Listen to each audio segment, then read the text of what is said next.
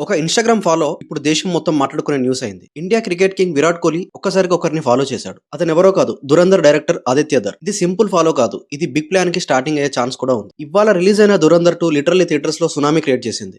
First show నుంచే సినిమాకి block buster talk వచ్చింది. సోషల్ మీడియాలో మూవీ గురించి ఫుల్ ట్రెండింగ్ అవుతుంది. ఫ్యాన్స్ చెప్తున్న మాట ఒక్కటే, సినిమా నెక్స్ట్ లెవెల్ అని. ఇది కేవలం సినిమా మాత్రమే కాదు, ఇది ఒకరి ఎమోషన్. ఇప్పుడు ఒక బిగ్ ట్విస్ట్ ఏంటంటే, చాలా మందికి తెలియని ఒక ఫ్యాక్ట్ ఉంది. ఆదిత్య ధర్ ఒకప్పుడు క్రికెటర్ అవ్వాలని డ్రీమ్ చేశాడు. చిన్నప్పటి నుండి తనకి క్రికెట్ అంటే ఇష్టం. చాలా లోకల్ మ్యాచెస్ ఆడాడు. బిగ్ ప్లేయర్ కావాలని కలలు కన్నాడు. కానీ జీవితం తనకు ఒక ట్విస్ట్ ఇచ్చింది. అవకాశాలు రాలేదు, పరిస్థితులు అలౌ చేయలేదు. క్రికెటర్ కావాలన్న తన డ్రీమ్ స్టాప్ అయిపోయింది. కానీ జీవితంలో ఏదో సాధించాలన్న తన ఫైట్ మాత్రం స్టాప్ కాలేదు. క్రికెట్ లో ఫెయిల్ అయిన వ్యక్తి సినిమా ఇండస్ట్రీలో హిస్టరీ క్రియేట్ చేశాడు. ఎన్నో రిజెక్షన్ చూశాడు, ఎన్నో స్ట్రగుల్ చూశాడు. తనకి ఎవరి సపోర్ట్ లేదు. అలాంటి ఎన్నో స్ట్రగుల్స్ 'దురంధర్' లాంటి సినిమాకి కసిగా మారాయి. ఇది రివెంజ్ స్టోరీ కాదు, ఇది ఒక కంబ్యాక్ స్టోరీ.